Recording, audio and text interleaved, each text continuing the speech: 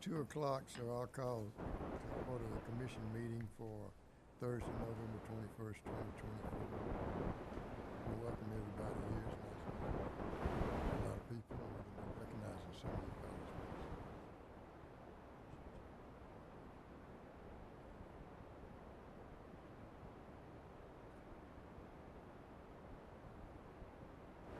Commissioner Watson is going to lead us in an invocation, and Commissioner Strickland will lead us in the Pledge of Allegiance. Would everyone please stand?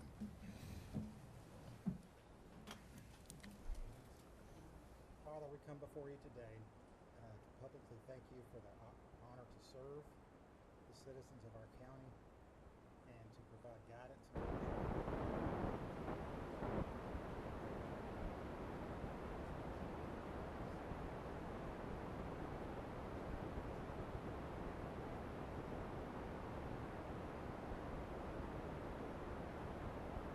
help us continue to honor and serve, and we ask this in your name. Amen.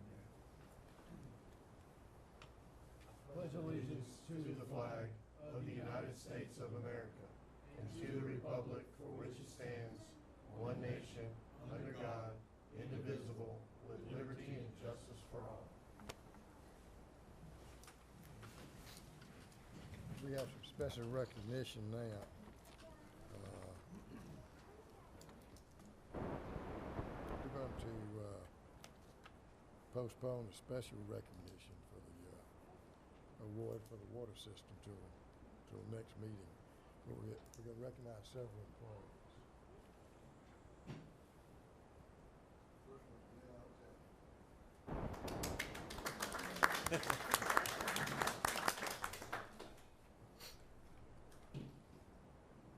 Ben was hired in November 2011 and all the way up to construction systems company. He's been with us 13 years. He was transferred to the maintenance and security cleaning facilities in March. And now he's been transferred to a position of landfill technician this week.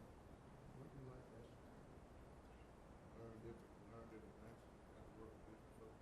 Does that mean you wouldn't drive on a big truck? Take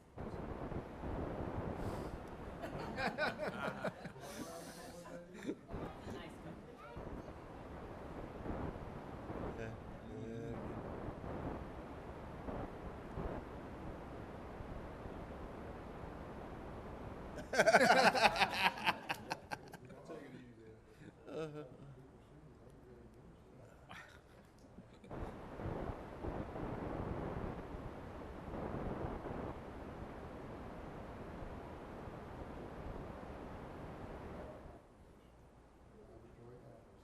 Certified Benjamin Kyle Alexander, having given satisfactory evidence of SC qualifications by the knowledge of the state of Georgia, has been duly certified for the wastewater collection system operator.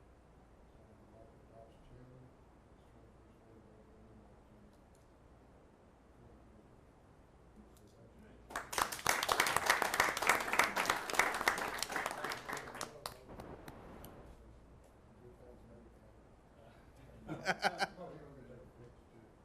No bad things. Ben's one of our hardest workers.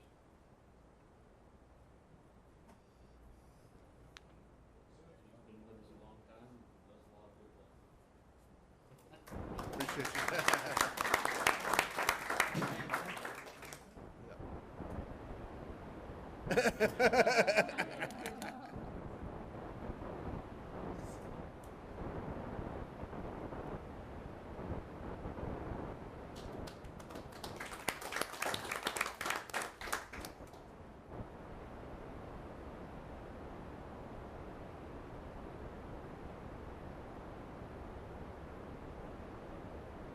Oh, Dan's not working outside too. He's tougher. Denzel was hired in March 2018 as utility maintenance technician in the construction system department.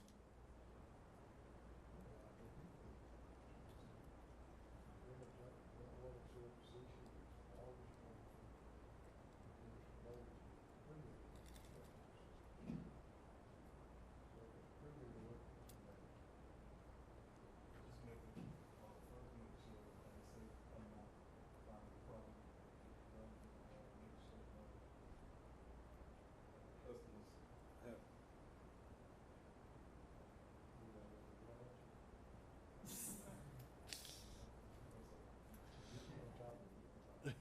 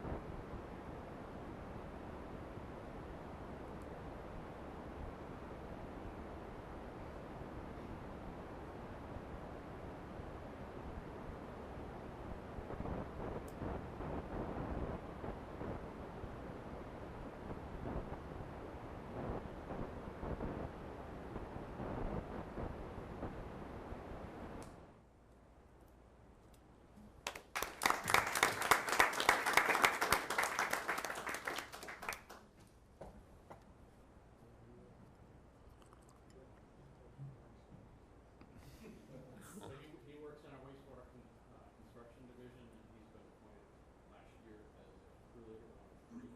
So they have a lot of responsibility when our customers.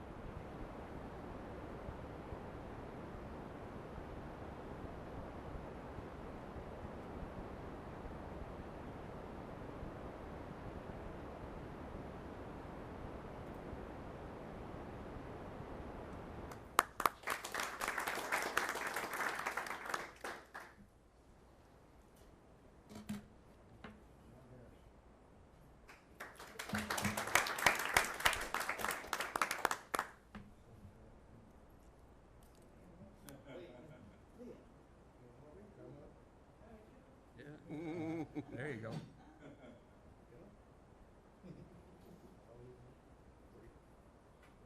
Give him about 15 years, he'll be working here too. John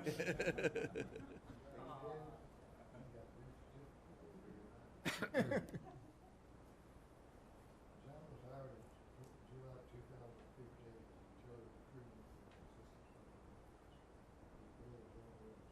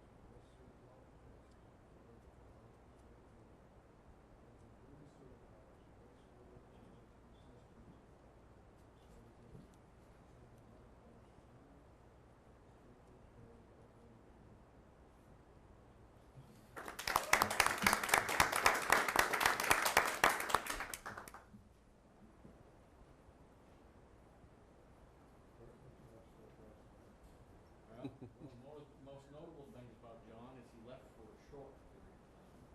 He decided the grass wasn't greener on the other side of the fence and come back, which was a very smart decision.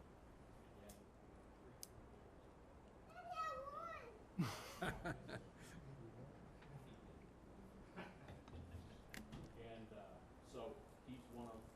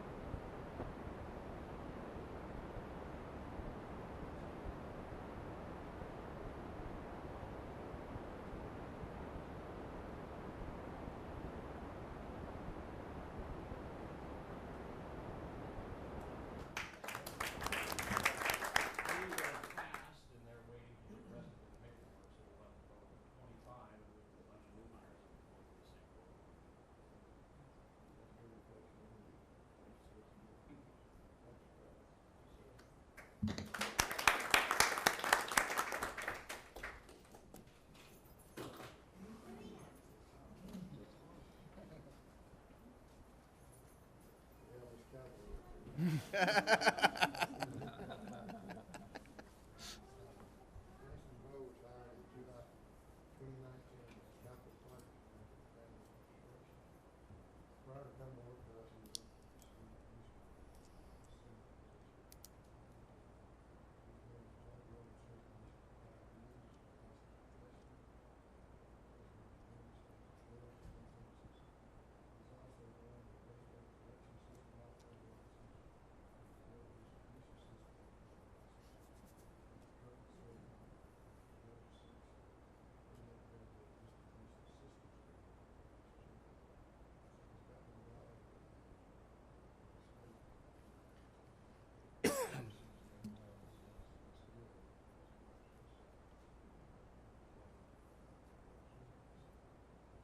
He's also certification on that BGJWSC water examiners for certification.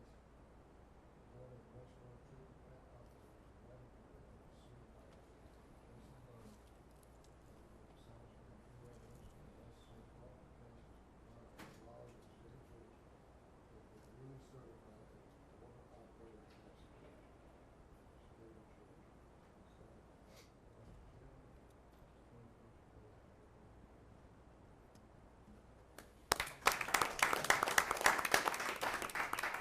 21st day. Yeah, yes, sir. Python. I'm actually really scared of snakes, but But he'll wear them on his feet. yeah. So I love to support the team, and then the environment is challenging, but it's rewarding, and I like to see we do more great things here. Jason is also a professional developer.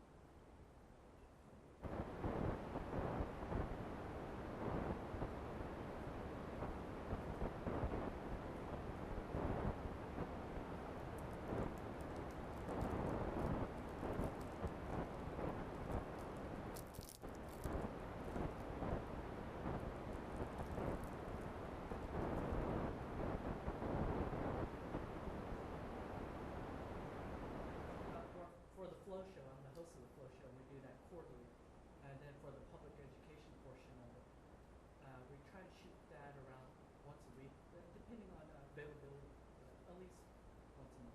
Does everybody know what the flow show is? Quarterly projects update.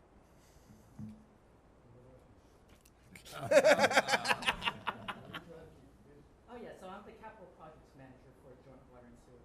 So I manage the projects and design and construction. So for majority of the parts, I'm managing the engineering firms and then the contractors in the field. So you're the last part, so we have a problem. Oh yeah, definitely. Customers, anybody who wants to know more about Joint Water and Sewer, I'm always there to help them out. There's been a good addition to this.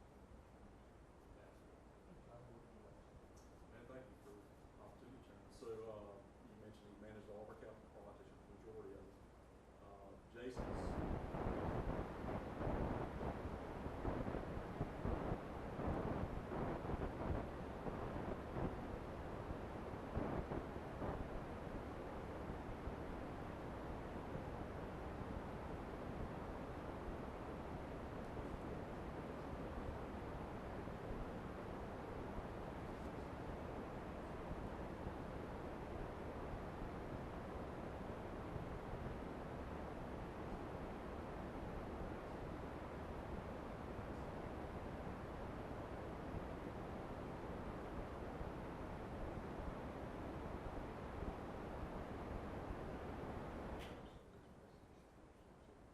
Yes. Best dressed.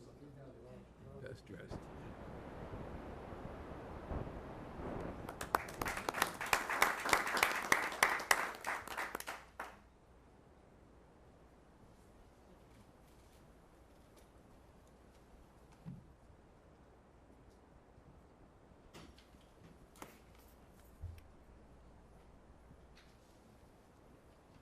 It's always really nice when we have those kind of things to give out and recognize our employees like that. Committee updates. Yesterday we had a facilities committee meeting, and there we approved a fiber optic sharing agreement with the county and also a 911 services agreement for external entities. And then we also approved a subdivision plat with the county's election board next door. And we approved the purchase of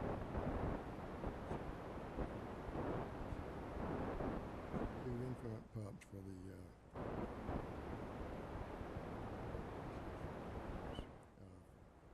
new infrastructure. On the water production report, all the wells are doing good. Unaccounted for is very low right now with our new meters, which is really good. We are going to have to spend some money at the Howard Coffin well, redo the casing pipe. It's got some holes in it.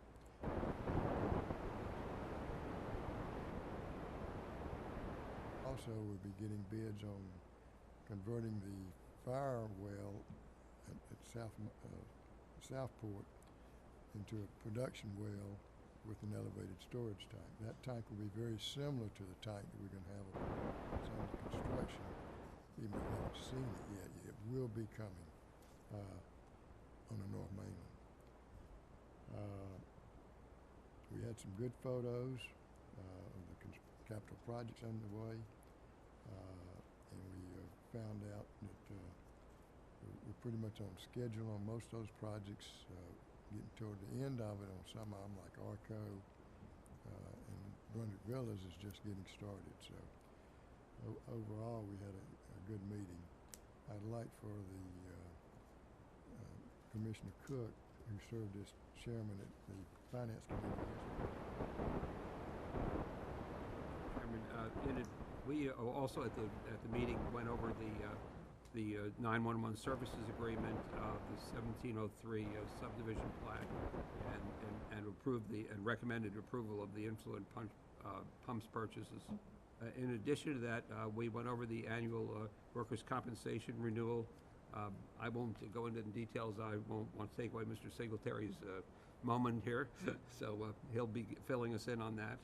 And we also went over a very important thing that's coming up, the customer portal for water usage management, which is a project that's going to come around that's going to be very beneficial for our customers, as we're going to be talking about in detail, I believe, as we go through the meeting. So, we got our report from the financials, and there are two major things were that we actually did pay off the lease on our VACCONs.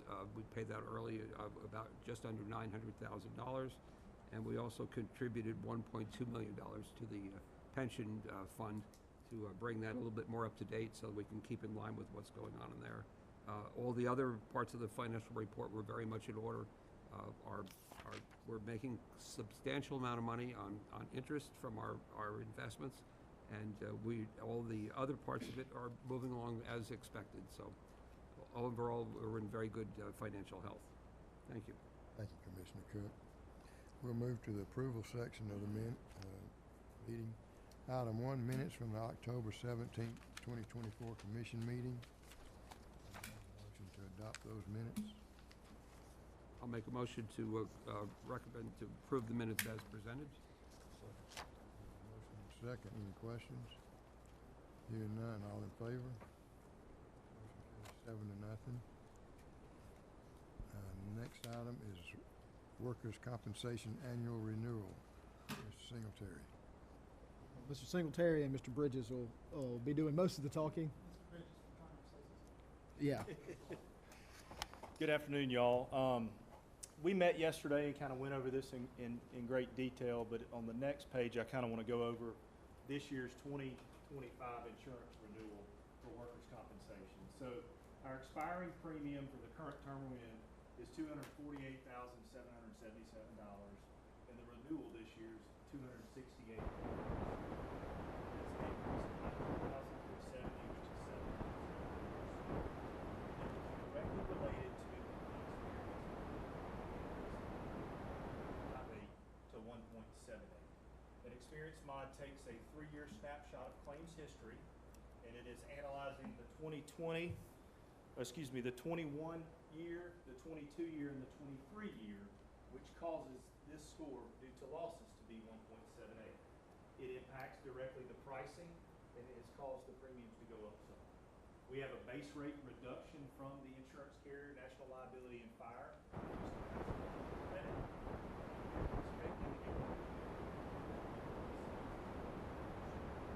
Year to date, as of our last report, we had $2,970 in losses, which would be a record year for us. So, if we can continue, we'll have a huge reduction. We feel like in 2026, this is kind of the crest or the peak of where we're going to be at because of our claims history. What kind of questions do you have?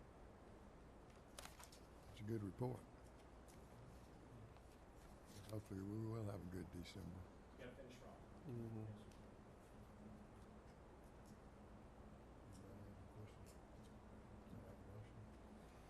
Mr. Chair, I make a motion that the Brunswick-Glynn Joint Water and Sewer Commission approve the purchase of workers' compensation insurance coverage with National Liberty and Fire for policy year 25-26 in the amount of $268,148. Motion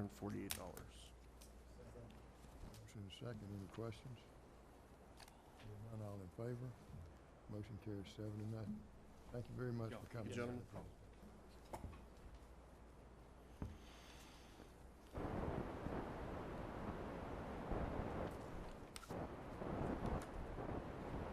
Three is a fiber optic sharing agreement, Mr. Boyd.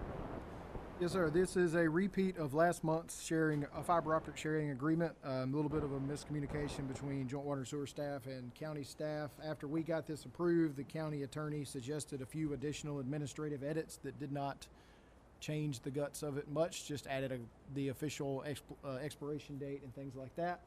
And so we bring this back to you for your consideration. Again, this is the maintenance agreement for us to utilize 4 of the 96 strands of fiber optic cable that Glynn County has for GIS data transport. So we talked about this at length last month. If you have any questions, again, we'll go through that again, but it was merely, I think, adding 2 dates in the agreement. Motion. I move that the Brunswick-Glynn Joint Water and Sewer Commission renew the fiber optic sharing agreement with the Glynn County Water Commission. Second, any questions? Hearing none, all in favor? Motion carries 7-0. Thank you. Next item is customer portal for water usage management. Hang on, we skipped the 911 services agreement. Glynn Brunswick 911 services agreement for external entities. Mr. Burrows. All right, so Glynn County and the city of Brunswick have a joint public safety communications department that provides radio coverage for the police, fire, and EMS services of the area. And you also have a few other providers or users of that radio coverage for things that benefit the citizens of Glynn County and the city of Brunswick. It's an 800 megahertz system, and we have 10 radios that we purchased in 3 total purchases in 2015, 2017, and 2021 that we utilize during emergency response if we lose cell service like we did during the most recent storm.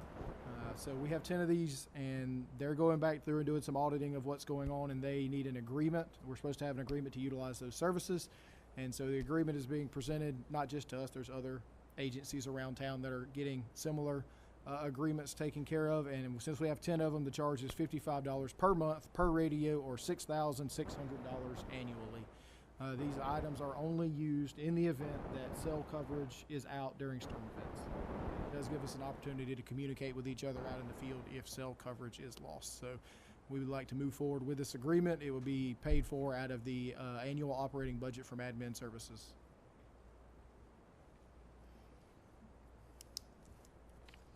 Motion.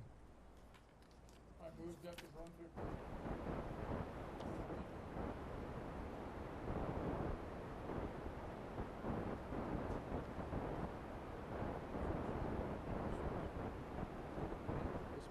No, we have never paid for this before. Okay. And the change on that is?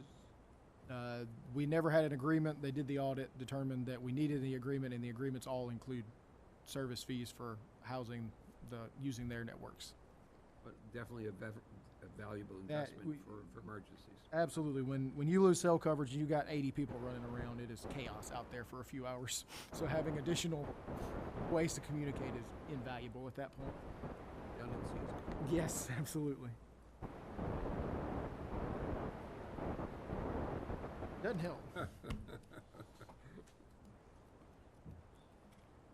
other questions? Hearing none, all in favor, raise your right hand. Motion carries 7-0. Now we're back to the customer portal for water usage management, Ms. Roberts. Yes, sir. Thank you, Mr. Chairman. Commissioners, you may remember about a year ago, we were finishing up a meter project where we had done a change out of all of our meters throughout our system. As part of that, we also implemented a meter data management system, which is a software package that allows the billing system and the reading system to communicate with one another. The extra added benefit that this software package, which is called Neptune 360, provided to us was that we could see customer usage data. We could see monthly, daily, hourly, drill down as far as we wanted to get that information. And also, we were able to set some internal alerts that would let us know when customers have what we call continuous usage, which is usage over a 24-hour period of time. We have been using those alerts to issue text messages, emails, notifications to customers, letting them know of those events. But we now want to be able to empower our customers to have that information. We've received several inquiries from customers saying, I'd really like to have this information. I'd like to have it a little more quickly than you give it to me. I'd like to have it 24 hours a day rather than having to wait until joint water sewer is open. So this is what we're bringing before you today. This is the My 360 product that is a product of the same software company, Neptune Technologies. You'll notice there are a few notes about the software package in particular. It is customizable to match our utility logo, so it looks more like a joint water sewer page.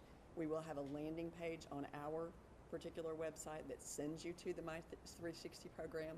We will not have a single sign-on. This will be a separate sign-on from anything else that they do within our software package. One of the reasons that we decided to go that direction is because we are looking at changing our billing software in the next probably year or so.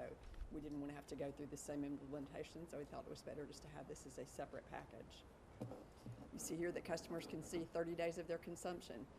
Looking at that graph, you can easily see trends that develop, places that look like anomalies, things that the customer may want to pay a little bit more attention to, so that visual gives them a great opportunity to do that. Customers can manage their water usage if they're cost conscious, or if they do have a conservancy-minded customer, we want to make sure that they have the opportunity to look at that data, make the choices that are the best for them and their usage patterns. Also, those customers can manage multiple meters on one account. You think about a customer who has both a domestic meter at their house and an irrigation meter. Now they don't have to have two separate accounts that they're managing for their usage purposes. They do that all in one place. Commissioner Ford's former employer, with all of their accounts, put all those in one single place. And not only can they do that, but they can set separate alerts for each of those. So each account is different. It has its own usage patterns. It may not be a one-size-fits-all as far as how many gallons you want to know you use before you receive your alert. So those can be customizable based on this software. This is a web-based application. It can be used on desktop, tablet, phone, anywhere the customer chooses to use it. So it makes portability a great opportunity for them. And then customers can set their own thresholds. One of the most common things that we've seen is a customer who doesn't know that they're having continuous usage. And that continuous usage can continue for a period of time that makes it actually dangerous to the customer's structure, the customer's property. So them having this threshold that they can set, if they leave for the weekend, they can set that and say, I want to know if I use a single gallon of water. So they know immediately there's an issue going on at their house. They customize those. We don't do those for them. They choose based on their own habits and their own usage patterns. So having this software available to the customer gives the customization and the immediate information availability to them. Also helps with unintended water usage, keeping that low, and also conserving water overall. So the proposal that we're asking is that you approve this software to be implemented. The cost that's quoted there includes an annual software subscription of $25,000, a one-time implementation fee of $4,500, and staff training in the amount of $7,000 for a total cost of $36,500. I'll be happy to answer any questions. I have a motion. When will it go live? Was that the question? If we get the approval of the board, once we get a purchase order to the vendor, within 2 weeks, we can have the site set up. We'll do staff training after that, and as soon as we complete staff training, we'll be ready to go. We have a hard deadline of end of the year, but I want to back it up before that, so I want to look at sometime in September. Excuse me. I'd like to look at sometime in September. Let's try December. I got more time to buy Christmas presents in Yes, September. sir. If only, right?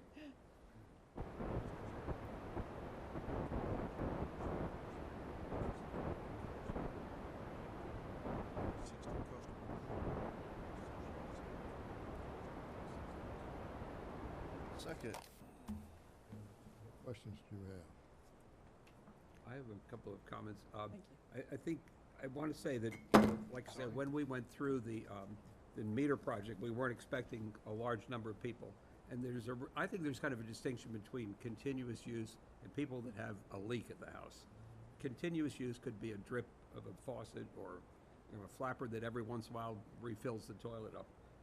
But then you see people that are, using 50 gallons an hour, or 100 gallon or whatever the big. That's right. And I think what happened is our staff has been chasing a lot of people that have fairly minor leaks, and I think they've kind of shrugged. Our customers have shrugged their shoulders a little bit and said, okay, but this way, this is going to be on the customer. And the nice thing is they'll be able to set their notifications the way they want. And just like if someone uses your credit card, you'd like to know that illegally. And this way, if there's something going on with your water, and you could set the threshold, they could do their own. So if you use the 80 gallons of water a day, you say, tell me whenever I'm using 100 a day on average, it'll alert you, and then you can make a decision for that. So it actually puts power into the customer's hands. I think it's a big step for us, and also it won't take so much of our staff time chasing people that don't really care if their water bill is $2 more a month because they have a drip. So I think it's a real step forward, and it kind of goes hand in hand with the meter project. And it's a real step with using the technology for the benefit of our customers. I got a couple of questions. Yes, sir. Is it an app that we have? Do we have an app, or do we have? Well, this they is have to- web-based. This is a web-based, so you So go they on have to log on every time they want to log on? Yes, sir. They have to set up their own login information. Yes, sir, that's correct. Password, is that correct? That's right. We'll have some verification that they'll have to It's go just like through in a order. portal that you might have at the hospital. Exactly, yes, sir. That's right.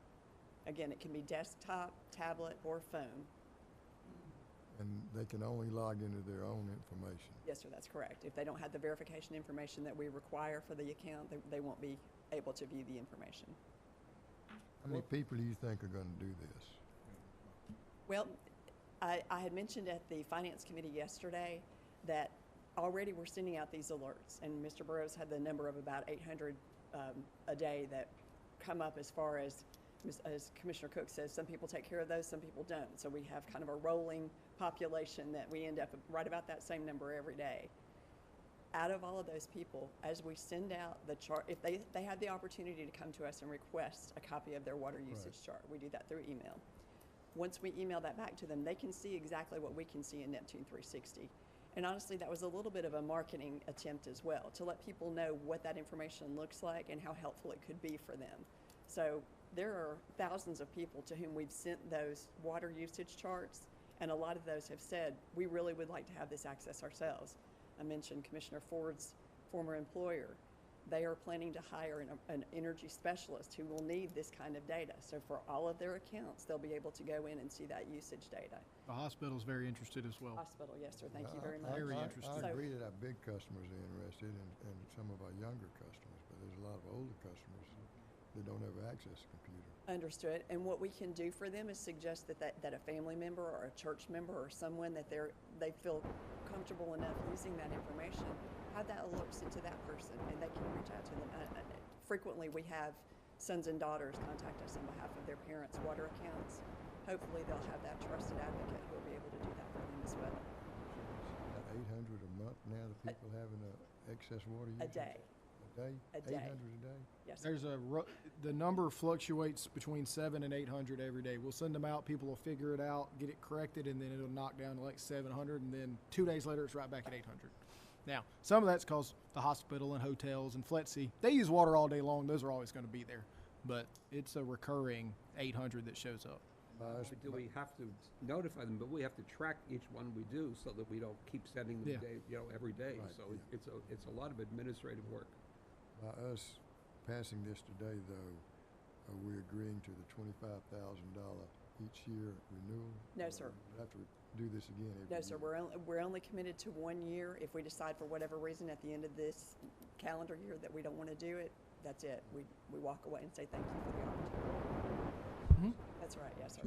We have engagement statistics that we can see on the administrative side of this software, so we'll know how many people are enrolled. Mr. Strickland had one first. Do you have a question first? Strickland, yes, sir. So you're saying the request that you get 700 to 800 a day? Yes, sir. How much time is that taking a staff or staff members to prepare that, sending it out versus you can now look on this? Exactly. And the staff can focus on.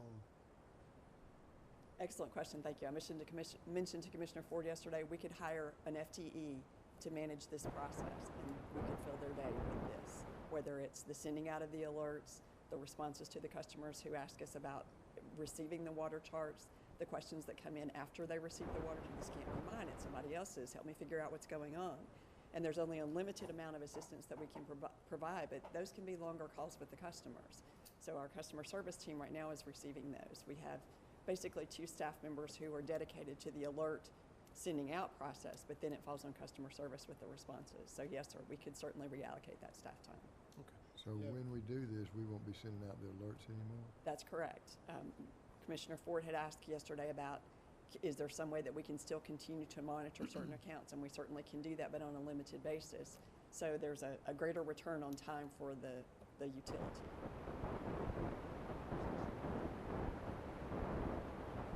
Understood. Well, so we're going to what make sure that everybody knows we're about the gonna board. make sure everybody knows about it. We've also talked about when people get leaks and request a leak adjustment, moving forward, a portion of getting that leak adjustment is, hey, you need to sign up for this so you get these alerts a lot sooner. So that it's not that way, incentivize them in that way to get onto the system. Certainly, any new customers, we try to direct them to electronic billing anyway, but we should also be sure that they try to, get them to sign up for that. I mean, if it was your bank, you wouldn't hesitate to sign up for a moment. If it was This your is bank. online banking for the water department, It essentially. is, Yeah.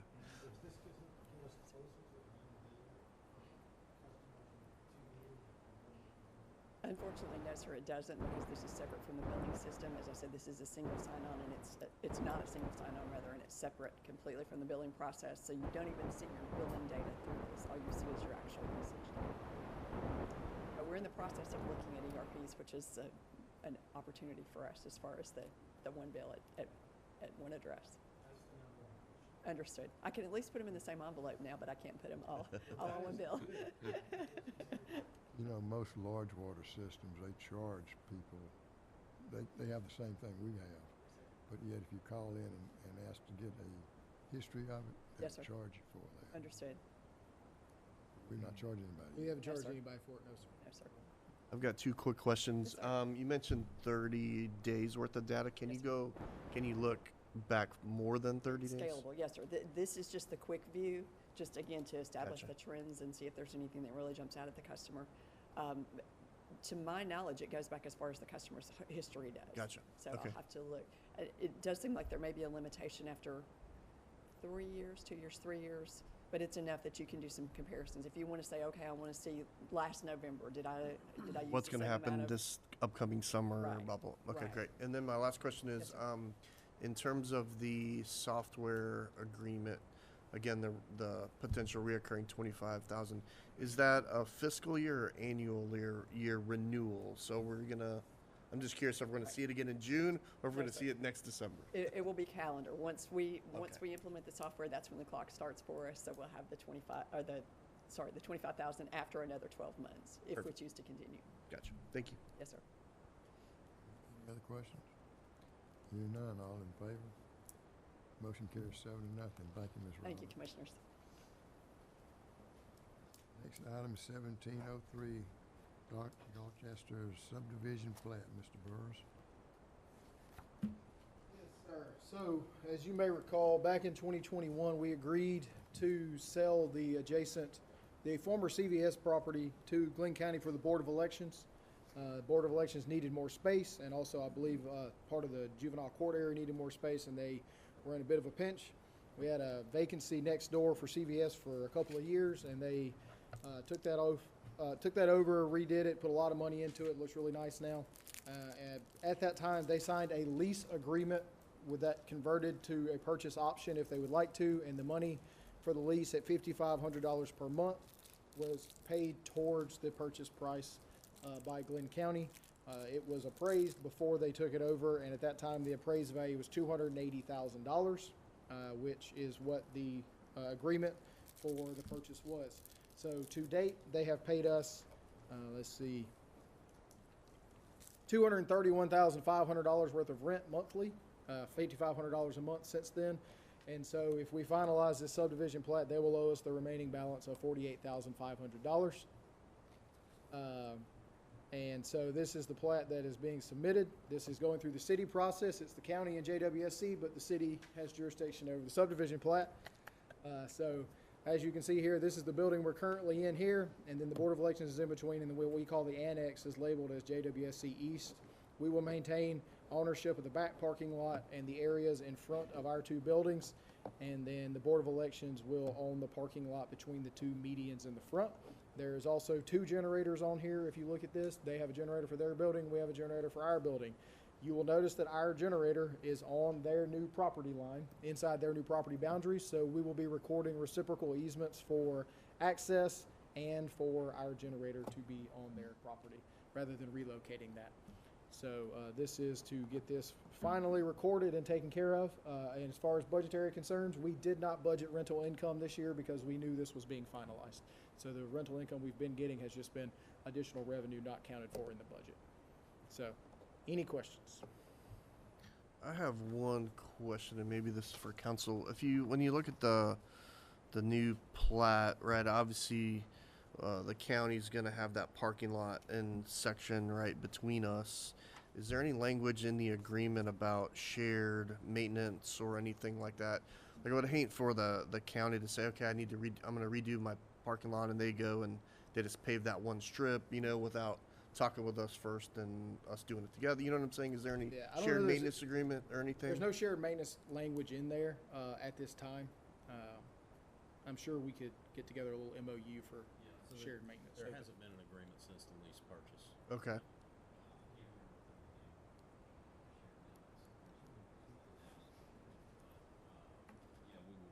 We will, this is just part of it. We're going to Right. have a closing and so forth. For access, parking, and the generator. And then we can get a maintenance agreement together, obviously, for the parking lot. And then there is the question that was brought up yesterday about the roof. Yeah. If we do share a roof line. So that'll probably need to be included in that agreement as well. So, yeah, I think it's a good deal. And the storm drain in the back that needs to be replaced. Right. And the generator, the power droppage that we've found? Everything's been straightened out to my knowledge. Everything's been straightened out. We did, during the storm, our generator on this building quit working, which is, if any of our generators were going to quit, this building not working was the best one not to work. But they had power the whole time, so Glynn County's new generator doing wonderful over there. We had to get ours. We had to get a temporary brought over here so we could turn back on. I don't know if you're aware of this. When we opened this facility back up, we actually did not have permanent power back. So it took a day and a half after we reopened following the storm before we had permanent power back. So our generator has been corrected. It was just a bit of a... Would it be appropriate to ask that the city of Brunswick maintain all parking lots? I think it's a fine idea. I will also note, speaking of the city of Brunswick and parking, our property line is here, so we do not own any of these parking spots out here, nor the sidewalk. Yeah, I'm pretty certain that this is a non-conforming building according to current setback requirements.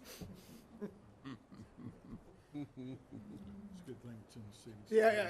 Yeah, you don't have to mess with it, Can I have a motion?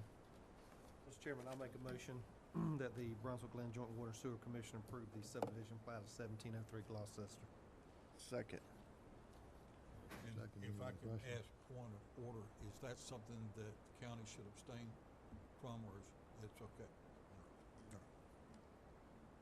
Any other questions? Hearing none, all in favor?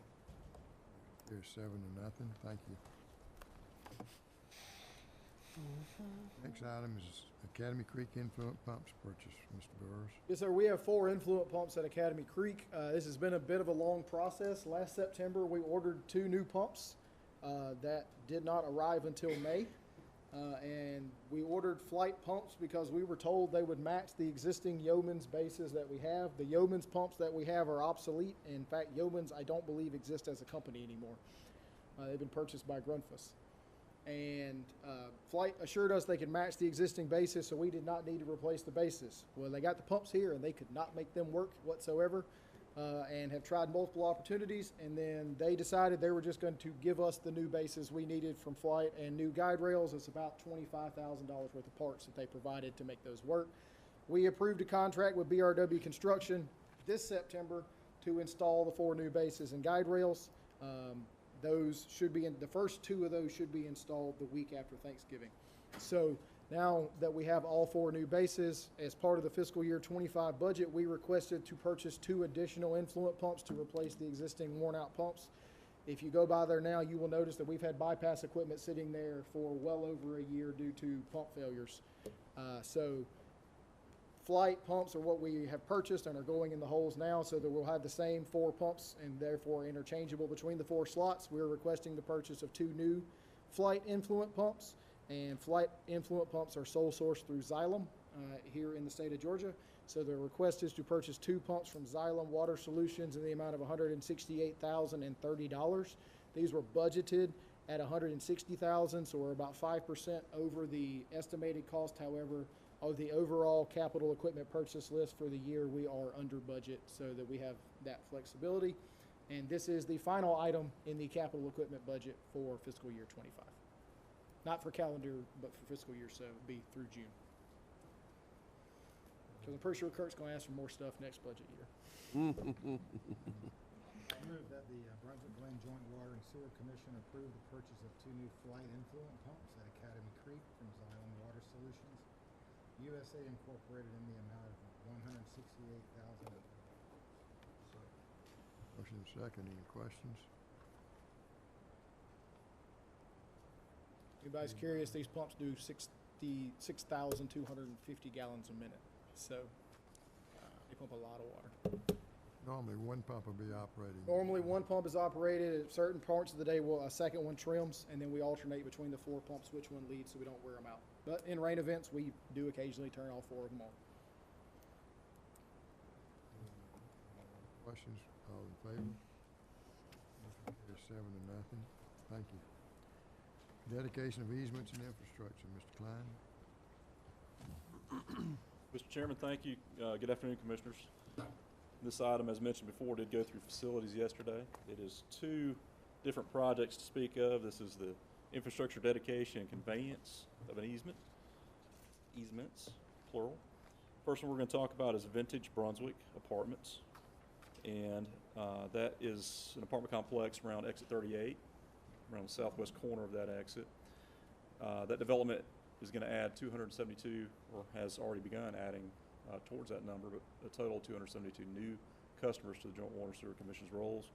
And this is dedication of a water infrastructure improvement, a little over 1,200 linear feet of 8-inch PVC pipe, and along with a little bit of easement around their meter where it enters their development. Second project is Autumn's Wood Phase 4 residential development off of State Route 99 on the northern end of Glynn County, just a little east of Sterling. That is a water infrastructure and a sanitary sewer infrastructure dedication, a little over 1,600 linear feet of 8-inch PVC water main, a little over 1,500 linear feet of 8-inch PVC sewer main. And that is that. So this is good examples of the growth of our system due to private development. Happy to answer any questions. Mr. Chairman, we'll need to consider these separately. Please, sir, Alden's Wood is my development, and I need to abstain from that. Okay, can I have a motion for the first one then? Mr. Chair, I move that the Brunswick-Glynn Joint Water and Sewer Commission approve and accept the dedication of infrastructure and easements for vintage Brunswick apartments. Second. Second, any questions? All in favor, raise your right hand. The motion carries 7-0. Thank you, Commissioners. I have a motion for Alden Woods. I'll move that the Brunswick-Glynn Joint Water and Sewer Commission approve and accept the associated dedication of infrastructure easements for Alden Woods Phase 1. Second, Second. questions? All in favor, raise your right hand. 6 in favor and 1 abstaining. Thank you, Todd.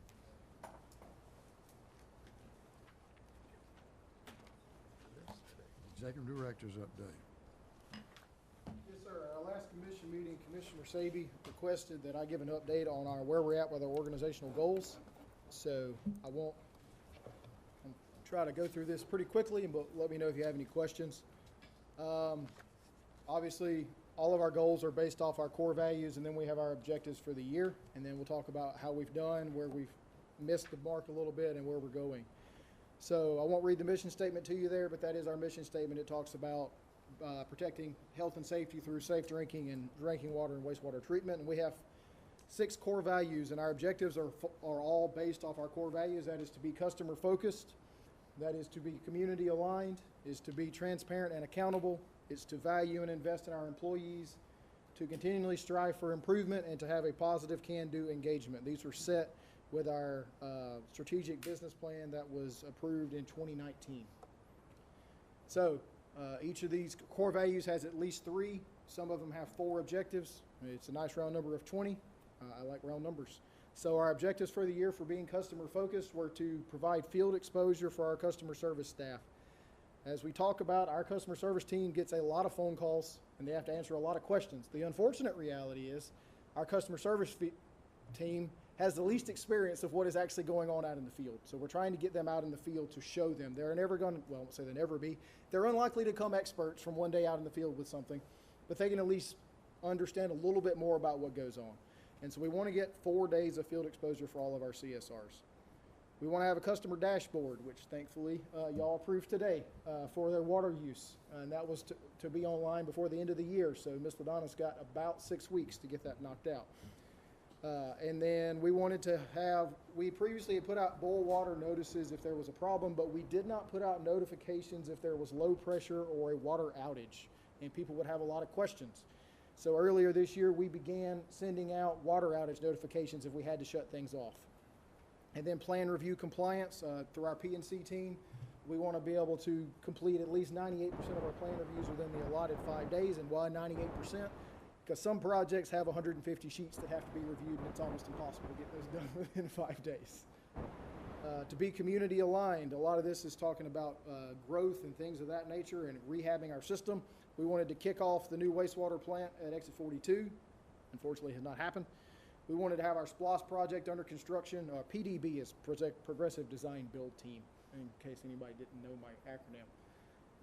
We wanted to have the Exit 29 water production facility and elevated storage tank under construction. That's not under construction yet, but it is out for bid. We wanted to reduce our capital project backlog. We wanted to complete 10 projects this year, and we wanted to have a community awareness mission of speaking to at least 6 different community groups, individually from myself. For transparent and accountable, we wanted to finalize our lead and copper inventory, which we talked about last month. We did that. We wanted to have a KPI goals dashboard for these goals so that people could track what was going on. And then for our employees, we wanted to provide timely performance appraisals. We had gotten a little lax in getting those done on time. And so I challenged all of our superintendents to not get behind on performance appraisals this year because staff need to know how they're doing if there's things that need to be corrected, and they also needed to be rewarded with praise for the things in which they're doing well. We wanted to value and invest in our employees. We wanted this objective is always going to be on there, is to zero in on safety and have less than 5 reportable incidents. We have more than 5, but thankfully we talked about with Mr. Turner earlier, they've come way down, so that's our goal there. We wanted to fill our vacancies. We've had, like a lot of organizations, a lot of vacancies over the past 3 to 4 years. We started the year a little over 9%. Our goal was to get to below 5%. We're making progress on that. We wanted to start a leadership development program. One of the things that we love doing, and I promote a lot, and Ms. LaDonna talks about a lot, we want to grow from within. We want to promote people up the food chain, so to speak. And so we started an internal leadership development program that we meet the first Friday of the month, and we've done 3 of those meetings thus far, and we'll have another one the first Friday in December where we spend all day with team members that have applied and been accepted into that leadership development program. We've got 10 people going through that program. So far, it's been very effective. We get them out in the field, show them what's going on. We talked last month. Dave came in and did half a day on what finance does and how that touches everybody and how they interact. And then we do leadership training and talk about big picture stuff. You know, the average staff member doesn't ever talk about health insurance other than how they come into contact with it. So we talked about health insurance and workers' comp insurance and things like that that in leadership they would get exposed to, but otherwise they may never even think about. We always want to strive for improvement. So we know we need help with generators, and we got a lot of experience hands-on during the storm, but then we wanted to do a little more training because we found some things that needed to be corrected during that exercise that we participated in. So we wanted to get 20 staff members trained on connecting generators. We want to reduce the unit cost for water and sewer. We want to increase our licensure. The goal was to get 12 licenses. So our goal was to recognize 1 person a month in here for license. And we're recognizing 4 to 5 people a month in here for licenses now. And we want to be positive about how we go about our business. We wanted to win awards for both water and sewer. We've started holding quarterly team building luncheons because we do get a little spread out and we get some silos associated with that. So we started doing quarterly team building luncheons. And then we wanted to have employee wellness challenges, which just to improve our overall health. There's obviously benefits organizationally to having lower health insurance costs, but also just having happier, healthier employees makes them enjoy coming to work more, makes them more productive. So what do we get done? We've officially completed the low pressure water outages, the lead and copper inventory. We've got the leadership development program underway. We've got 30 people trained in generator hookups now. David Grantham, some of you may know David. He's our SCADA, by trade, he's our SCADA tech, but he's also our electrician. And so he did detailed training. I think Mr. Klein took part in that. Got 30 people trained up. I got trained up during the storm because I rode with David. I got a lot of training on that. So we got 30 people trained up on hooking up generators. And like I said, our goal is to get 12. We've had 17 people get new licenses this year, and we've got, Mr. Young mentioned earlier, 3 more that have passed already in your group, and we've got 2 others in water production that are awaiting licensure as well. So I think we're actually going to end up with somewhere north of 20 for the year with licenses. And we're on track to complete the customer dashboard, as we mentioned earlier. So far, we have been 100% compliant with getting appraisals done on time, which I'm honestly shocked by, but way to go. We threatened to hold up payroll for people if they didn't actually get the performance appraisals done, and lo and behold, appraisals are getting done. We are doing quarterly team building luncheons. We spend a couple hours, we buy a meal, sit down with the groups, we have a little fun. We've always done the annual holiday luncheon, which is December the 11th. All of you are cordially invited to that. We need people to help serve drinks, so non-alcoholic drinks, for the team building luncheon.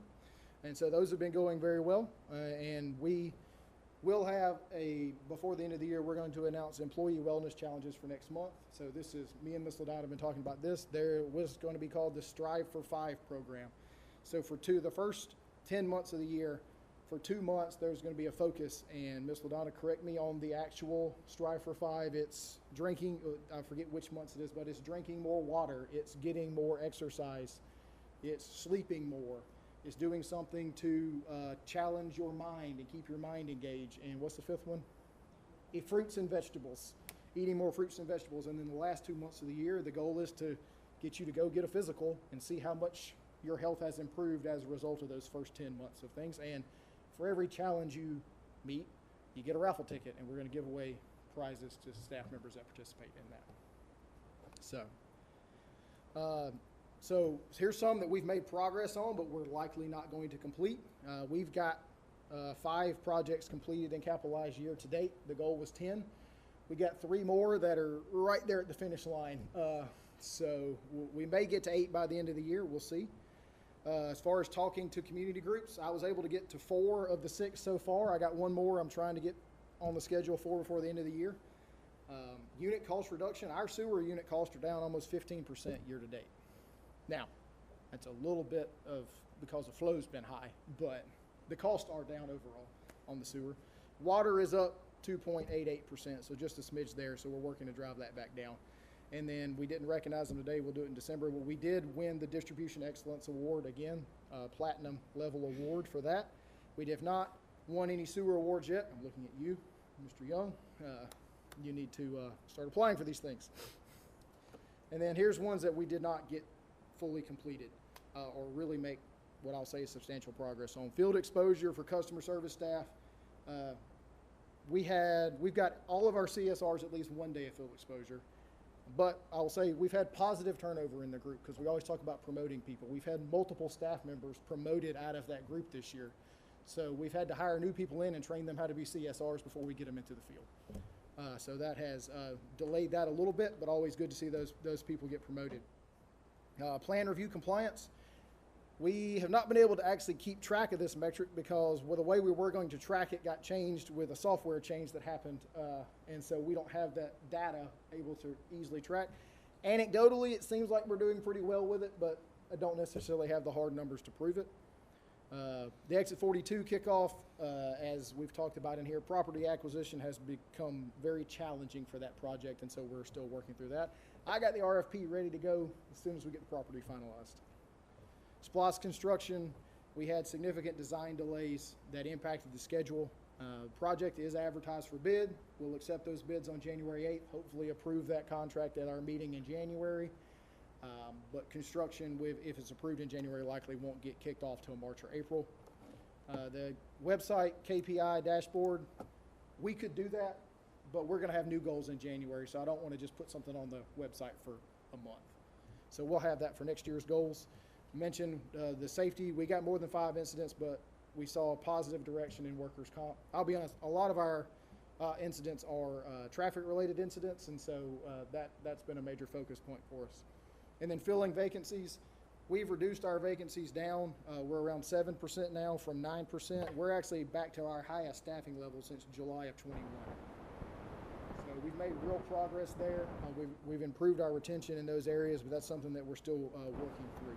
So moving forward in next year, obviously we got 2 major focus areas based off what we just talked about. We got to get capital projects done, get them out the door, figure out how we can work with our engineering partners to get things out more expediently, and then get them completed with contractors. And then we still got to focus on hiring and retention. You know, we talked about the CSRs, the good promotions, but that turnover held us back a little bit there, and then of course get those numbers down. But I'll say, even where we've been unsuccessful as far as the actual metric shows, I firmly believe we've got positive trends in those areas, and our successes are not far off in those areas. And I always say this, I am consistently proud of the work our team does. The mayor Mayor Harvey used to say, only the best come to the JWSC. Our team does great work all day long. They don't get a lot of recognition for it, but it was, you know, they're going to do a great job. And I always give ourselves a score, and I'm a numbers person. I think we're going to end up around a 70 out of 100 getting these done on the end of the year. So not 100% where we need to be, but I intentionally set lofty goals to make us something to strive for. So all in all, I think we're headed in the right direction. You'll get another batch of these goals presented to you at our workshop in January. And so some of these will remain the same. Some of them will change. Obviously, the ones that are completed, we'll keep doing them, but we're not going to be having the same goals next year. But with that, any questions? I appreciate the update. Thank you Absolutely. for taking the time to put that together. Absolutely. The other thing, as part of my update, I mentioned the holiday luncheon is coming up on the 11th. We will, of course, be closed for the Thanksgiving holiday, Thursday and Friday of next week. And we have 2 bids due, or 1 bid due for our next meeting. This the Howard Coffin well repairs. That is due December the 5th. And so we'll have that for your consideration at a minimum in December, and then hopefully a couple other items, large items for potentially some land acquisition, as we've been talking about at the December meeting. So, but that is all I have for you today. Any commissioners have anything you want to discuss? Can you tell me how many new services we're on track to add in this calendar year? As far as services, now we handle services and meter sets differently because we'll add services through platting of lots, but we don't get meters. So we track both of them. I don't remember the new service number necessarily. We added a little over 800 new actual meters into the ground. So that's actual homes that got constructed with meters. And we've added, as far as REU sold, the last, I'm going to guess, we're probably, 1,400 for the year, something like that, 1,500 for the year. So we've done over 2,000 the last 2 years, and then we're about 1,500 this year. So What was on?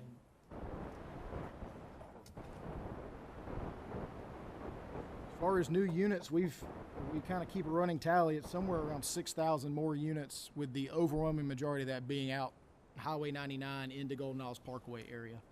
So we got about 6,000 more units that are in the, as you say, in the pipeline. And then we talked about potentially some larger items. We've got some larger development items that are going to need to do some infrastructure improvements in order to handle those. So we may have an agreement or two of those for your consideration next month.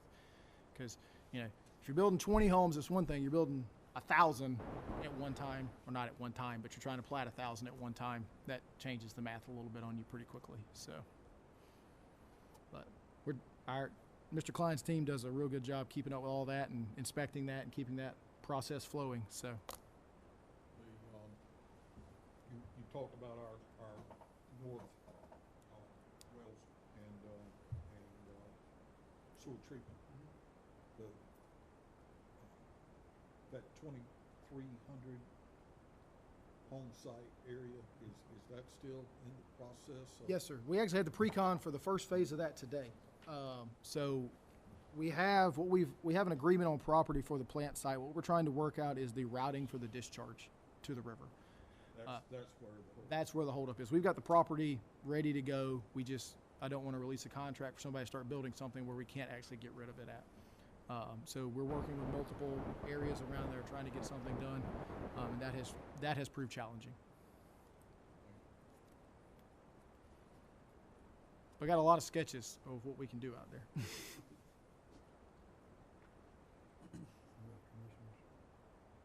I will, one thing I forgot to say, Commissioner Cook has officially been reappointed to our board for another 4 years, so.